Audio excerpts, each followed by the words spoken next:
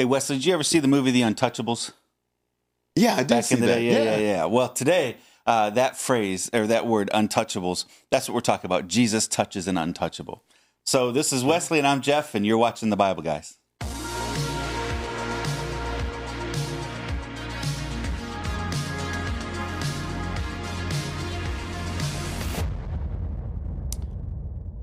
Okay, Wesley, man, it's good to have you in the studio. Yeah, it's good to be back. Yeah, this is great. So Chris is out of town today, and so we get to have you for the next few days. Yeah. Actually, which is really cool. And so we always like to start these podcasts with a segment that, we're having a little bit of fun horsing around. And one of our favorites is to do the listening challenge, or the whisper challenge. Yeah. Have you ever done the whisper challenge with us before? Yeah, I've done that before. Yeah. Okay, so you know how it works. Yeah. So we put on the headphones, and then there's a music playing, so we can't hear, and then the other one will say a phrase that, and we have to guess what it is. Yeah. Okay. So I'll go first. I'll put it on, and then All right, the I'm music ready. is loud, so I got can't a hear good it. one. And oh my, it is loud. It's too loud. Yeah. It's loud. Okay. All right. Okay, ready? All right. Okay, here we go. The Waffle House has good waffles. Oh man, I don't know. Say it again. Say it again. The Waffle House has good waffles. Oh, I think you said something about Waffle House. Yeah. Did you say? Did you say? I don't know Yeah, I what you said said. the Waffle House has good waffles. You're right. Actually, you know what? My wife and I were down in Nashville yesterday. Yeah. And we stopped at Waffle House. And Yeah, that's a travesty. Yeah, it is. We all should have went. Yeah. I love Waffle House. Not everybody loves Waffle House. You know that, right? Yeah. Okay. Sometimes people are like, "You went where?" Yeah, I think you're gonna love my music. Okay. Okay. What do we got? Here we go. Okay, can you hear me?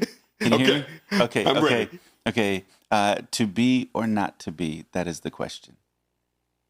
Oh man, that's okay. You got to do that one again. To be or not to be, that is the question. Okay, I can't figure that one out at all. And these earphones are good because you can't hear a thing. I was playing 2001 Space Odyssey, Yeah. right? Bum, bum, bum, I'm like, you can't hear anything. I said to be or not to be, that is the question. Oh man, I couldn't get that one. That was pretty good. That's funny. Those are so funny, man. It makes you feel so weird, doesn't Yeah, it? you're like, Because what are you saying? we're so dependent on the sense of sound Yeah. a lot of times, and it's hard to That was good. hear. Well, hey, we have been in this series that is built around there's 250 events in Jesus' life. Yeah. And that are recorded in the Gospels. And so what we decided to do is take them in chronological order and in parallel. So chronological means in the order of the time that we believe they happened in Jesus' life. Mm-hmm. And the different authors, Matthew, Mark, Luke, and John, sometimes they skip around. Like Luke tends to tell the story in order. Others don't always tell the story in order. Yeah. And so they'll skip around a little bit because they're talking about topics. Like, okay, we're going to talk about all the times Jesus healed blind people. Then we're going to talk about all the times Jesus taught the good words, right? Yeah. So they teach in groups of topics. Mm-hmm. And so it's not always in chronological order. So we're going to do this. We're doing this series in chronological order.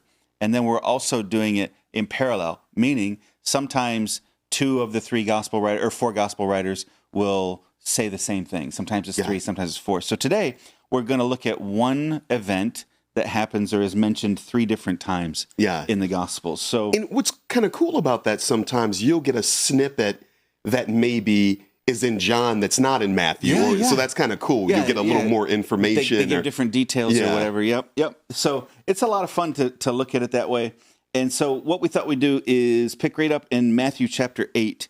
So we'll read Matthew 8, 1 through 4, and then we'll read Mark 1, and then we'll read Luke chapter 5. Yeah. So it says, large crowds followed Jesus as he came down the mountainside, and suddenly a man with leprosy approached him and knelt before him. Lord, the man said, if you are willing, you can heal me and make me clean. Then Jesus reached out and touched him. I am willing, he said, be healed. And instantly the leprosy disappeared. Then Jesus said to him, don't tell anyone about this. Instead, go to the priest and let him examine you. Take along the offering required in the law of Moses for those who have been healed of leprosy, and this will be a public testimony that you've been cleansed. So that is the book That of was Matthew. Matthew. Then Mark tells the same story. It says, a man with leprosy, this is Mark chapter 1, which, by the way, we're still in Mark chapter 1. Yeah. For the people who've been listening along for weeks, and Mark just couple sentences. So we're still in the chapter 1. A man with leprosy came and knelt in front of Jesus, begging to be healed. If you're willing, you can heal me and make me clean, he said. Moved with compassion, Jesus reached out and touched him. I am willing, he said. Be healed. Instantly, the leprosy disappeared and the man was healed. Then Jesus sent him on his way with a stern warning. Don't tell anyone about this. Instead, go to the priests and let him examine you and take along the offering required in the law of Moses for those who've been healed of leprosy, and this will be a public testimony that you've been cleansed. But the man went and spread the word, proclaiming to everyone what had happened. As a result, large crowds soon surrounded Jesus, and he couldn't publicly enter a town anywhere. He had to stay out in the secluded places, but people from everywhere kept coming to him. And then in Luke chapter 5, it says, in one of the villages, Jesus met a man with an advanced case of leprosy. When the man saw Jesus, he bowed with his face to the ground, begging to be healed. Lord, he said, if you're willing, you can heal me and make me clean. And Jesus reached out and touched him. I am willing, he said, be healed. And instantly the leprosy disappeared. Then Jesus instructed him not to tell anyone what had happened. He said, go to the priest and let him examine you. Take along the offering required of the law of Moses for those who've been healed of leprosy. This will be a public testimony that you've been cleansed. But despite Jesus' instructions, the report of his power spread even faster, and vast crowds came to hear him preach and to be healed of their diseases. But Jesus often withdrew to the wilderness for prayer. Yeah. Isn't that? Yeah, it's neat cool. how you get different little details. Yeah, Just little details. little nuanced but they differences. really add to the story. Yeah. Yeah. The one part that kind of stands out to me, and that's the section in Mark, chapter 1, 40 through 45, is just that simple phrase in verse 41 where it says, moved with compassion, Jesus reached out and touched him. And I think sometimes as just human beings, I think we can think sometimes that our problems are too insignificant for Jesus to, I can't pray for that. I need help in that area, but I can't ask for that. God will never do that. And the response is always Jesus moved with compassion and reached out. Yeah. So I think that's really cool. Or, I just think that's a cool notion there that there's nothing that you've done. There's nothing too insignificant that Jesus can't fix. Yeah. Along those lines, that compassion kind of idea is the request itself is sort of timid. Yeah. Right? I don't mean to bother you, but if you wanted to, I know you could heal me. Yeah, I almost picture a little kid like it. Well, if you're not doing anything, he seems very uncomfortable with himself. Yeah, he probably shouldn't be in that environment anyways. We'll talk about it in a second. He feels out of place. He feels like maybe Jesus might not. Jesus heals other people. He's already healed other people. Yeah, but why would he heal me? Kind of idea. And so, if you wanted to, my faith is to the point. I'm not convinced you will heal me. Yeah. But I do have enough faith to say if you wanted to, you could. Yeah. But what's awesome in that, he believes that Jesus can. Yeah. So which is awesome. That's right. So I don't know if necessarily it'll work for me. Right. That's the faith point that he's at that moment. But I believe that you are who you say you are and that you have the ability to. Right. Yeah. In that moment, there were other lepers in Israel. Yeah. Not every leper in Israel got healed in that moment, but the one who asked did. Yeah. Right. He had the courage and to begin. Although he doesn't say, Jesus, I am proclaiming in my life that I am healed. Right. Yeah. He doesn't come with boldness. He comes with a lot of timidity there, but that's okay. It doesn't offend Jesus. As a matter of fact, I think that's one of the elements that brought Jesus to this place of compassion. Yeah. So let's talk about leprosy just a little bit. There's a lot of different diseases that are kind of bundled up in the ancient times. They're all skin diseases that are kind of bundled up into this phrase or this term, leprosy.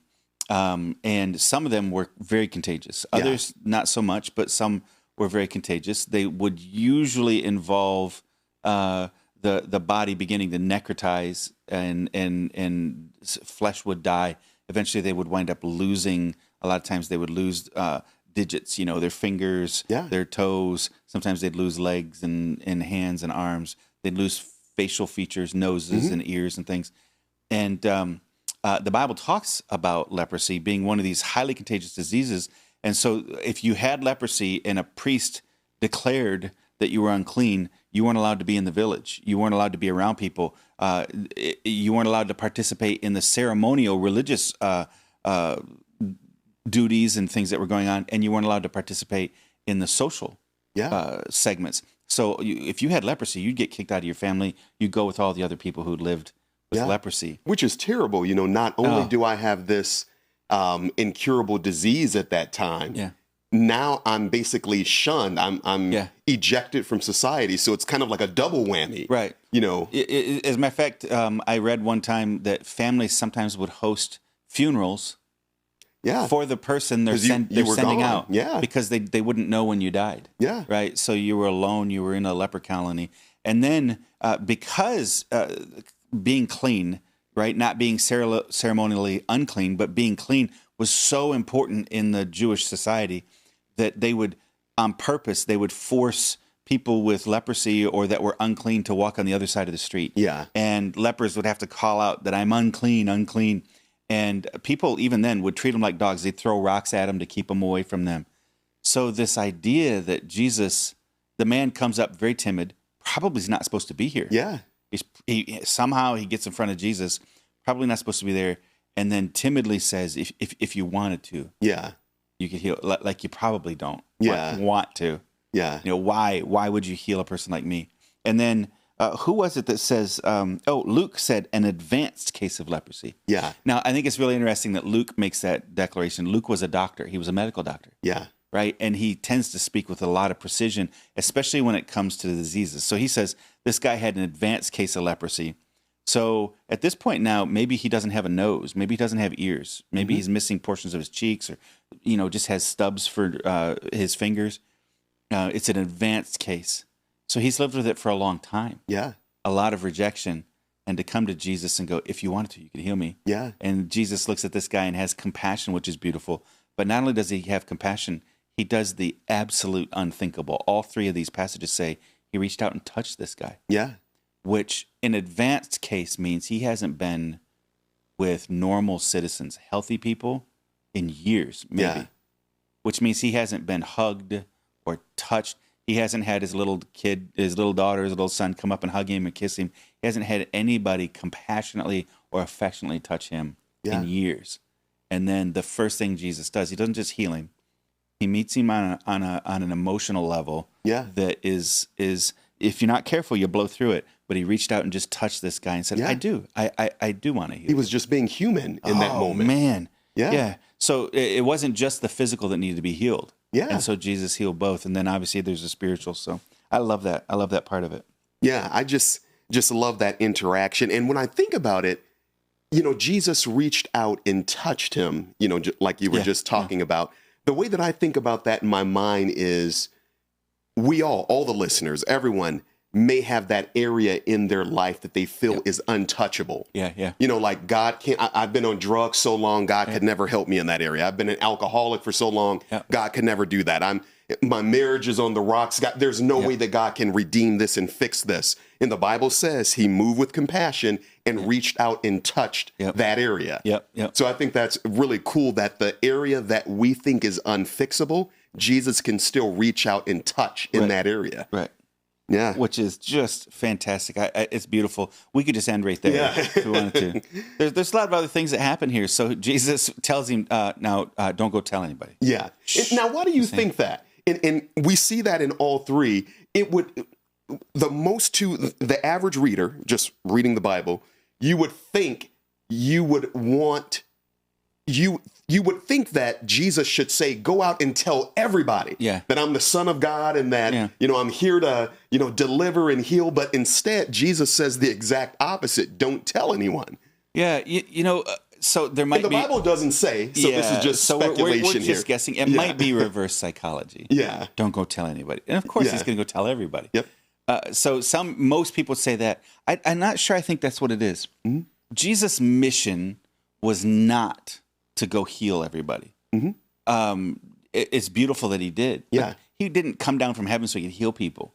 If that was his case, then everybody should have been healed. Yeah. He should have just walked out and said, okay, everybody in Capernaum's healed. Yeah. And then just walk by and go touch over me. to Tiberias. Everybody in Tiberias. That's what he could have. Because he literally healed people with his words. Yeah. He didn't even go. Remember the one rich man comes and wants Jesus to heal his son, and Jesus said he is healed. Yep. He doesn't even go to the guy's house. So, which means Jesus could have just declared healing to everybody. But it's not why he came. Yeah, the centurion's servant. And so Jesus came to seek and to save that which was lost. The message, we read this in the book of Mark a week or two ago, where he said, I came to declare that the kingdom of heaven is here. Repent of your sins and turn to God. Right? Yeah. So he came to tell people, turn to God, turn away from sin, turn to God. He came to seek and to save that which was lost. And he came on a mission to pay the price at Calvary, right? That's what he was there for. I think that the healing and things were all incidental. They were just, he had the power and the ability to, and his compassion just drove him to heal people. But that wasn't what he was there for. Yeah. Right? He was there to disciple his disciples because his disciples were going to change the world. And then, he did many miracles, and it didn't make a big difference a lot of times. Remember, we're going to read about it. He feeds 5,000 people. 5,000 men, plus women and children. And they all leave. After their full bellies, they leave. And Jesus is disappointed, and he turns to his disciples, are you guys going to leave me too? Yeah. Right? So he understood that a lot of these miracles, people misunderstood the miracles. Yeah. People misunderstood why he was doing what he was doing. And so I think perhaps the hint that may be the reason why he said don't go tell people is because it says the crowds kept getting better, but despite Luke chapter 5, verse 15, despite Jesus' instructions, the report of his power spread even faster, and vast crowds came to hear him preach and to be healed of diseases, but often Jesus withdrew into the wilderness for prayer. Yeah. Right? In Mark, it says he had to stay out in secluded places, but people from everywhere kept coming to him. Yeah. Right? Because the crowds were just so big. I think it was, he could, so he did, but that wasn't his mission, and it was distracting him from his mission and pulling him away, and it was exhausting. And I could imagine back then they really wouldn't have understood miracles. Oh, no. So it was like having a magic genie. Absolutely. That's kind of how he viewed it. The genie Jesus came into our town, and he'll make all your wildest dreams come true, right? Yeah. And which, quite honestly, I think is, that's not uncommon. We do the same thing today. For most of us, it's not that, most people that claim to be Christians haven't come to Christ because they are desiring a relationship with God. Most of us initially come to Christ because we need him to do something in our life. Yeah. We need him to fix our marriage, give us peace from our guilt or whatever. And so, our motivations aren't any more pure than theirs were. Yeah. There's nothing wrong with desiring to be healed. Nothing wrong with that. But it just wasn't his main mission. Yeah. And so I think it was a very exhausting element. You find him many, many times after big healing times. He goes out and has to hide for a while and just catch his breath, which, by the way, that's okay. Yeah. It's okay. So Jesus was human, and he needed a break. And this is why God gave us the Sabbath, was to have a day off. We'll talk about this soon. Have a day off. We work hard, and then we should have a day to take a break. And then it's okay, doing good is important. Raising a family, investing in your marriage, working hard in your career, maintaining your house, and all those things. All those things can be exhausting, and so it's very important that we focus on having time to pull away, to pray, to spend time with God. It's why we commend our listeners and our viewers all the time. This is a good thing. You're taking 20, 25 minutes in your morning. I hope you spend some time just talking to God, even just for a few minutes. And this is feeding your soul when everything else is taking from you. Yeah. This is you feeding you, right? Yeah. It's the same thing. Make time to work out. Make time to invest in your health. And that's what you find Jesus doing in 2 of these 3 passages. It says that he had to leave town because the crowds were too great. Yeah. It was too stressful. And even then they came and found him. Yeah. It's like, can I get 5 minutes to myself? It's just 5 minutes, man. It's almost like a mom who's had, the kids running around the house all day. And it's like, there's actually a video of that where a mom is just trying to eat her candy bar in the closet. Oh, and the kids are right outside the door. Can I get 2 minutes? Our kids would do that. Bonnie would just go crazy. We have a kind of a small house. and the kids were little, and they would just be harassing my wife. Yeah. And she'd just go in and lock herself in the bathroom, Yeah. just for a few minutes, and all of a sudden it's like bam, bam, bam, bam, bam, right Or on the you door. see the fingers underneath the door. Yeah, there's no place that's private, and sometimes it's just exhausting. So it's important, not that you abandon your responsibilities, Yeah. but it is important that you invest in your you. own spiritual healing. Yeah. And so that's developing the routine to have that. In other places, when it talks about Jesus going out in the wilderness to pray, it said it was his habit to go early in the morning. Yeah. Right? So sometimes it might be just that you need to get up an hour before everybody else does. Yeah. Or stay up an hour later than everybody else does. If you're a Yeah. morning owl or a morning person or a night owl. Yeah, and I was right? just going to say whatever your that, rhythm is. And that's really good that you said that, because some people may say, "Oh, I'm not really a morning person. Yeah. What do I do then?" Right. But it's okay to do it at night or whenever you're at your best. My dad, Yeah. my dad is such a hard worker, and all that. But he was working at General Motors. He was a stock chaser. He drove fork truck General Motors for 35 years. And when he became a Christian, he just began to realize, we were basically maintaining a homestead. We heated the house with wood, and we grew all our own food and all that stuff. So he'd get home from work, and then it was another full day's worth of work at home in order to maintain all that. Yeah. And so my dad began to develop, he had a 1-hour lunch break. And so he would immediately, the whistle would blow for lunch. He'd go out and sit in his truck, roll the windows down and read his Bible, pray, and just kind of decompress. And he said, man, I'd sometimes read 15 minutes, just silence. Yeah. Because that was the only 15 minutes of silence I had in my life. And he said, I'd hear from God during those times. I'd think, I'd meditate on what I read. And that was one of his rhythms, was that 1-hour lunch period was his 1 hour of the day that he was just alone. Yeah. I think that's really good. Someone, I think, needs to hear that in the sense that your prayer and your quiet time with God doesn't have to be this very formal thing. Yeah. Your quiet time with God could be lunch. Could be quiet time with God. Yeah, your lunch in your car, know. So I think that's really good. I think sometimes we view it, I have to be at home, my eyes closed, kneeling with the Bible open. And there's nothing wrong with that. You can definitely do that. But maybe, when you're sitting in your car waiting to pick up your kids, that 10 minutes that you're sitting there, you could be listening to a podcast or something. So one of the benefits of looking at the Gospels is, God's goal for you is not just always to be happy and to make all your wildest dreams come true. The Bible is very clear. God's goal for you is to grow up to become like Jesus. Yeah. So when we read the Gospels, here's what I know. I am not likely, unless God decides to do a supernatural miracle through me, I'm not likely to heal a person with leprosy. But I can choose to have compassion on the untouchable in society. And if I'm going to be like Jesus, I need to act like Jesus. Mm-hmm. And Jesus refreshed himself often by spending time alone with God. And I think that one of the keys in that is you're really of no value to others when you're empty. Yeah, that's right. Yeah, so it's like you need to be refreshed so you can refresh others. Yeah. So I think that's a really important thing. We think, I have to give. But if you're running on E, it's kind of like if you need an oil change. If you don't get an oil change, eventually you're going to burn up the engine. That's right. Right.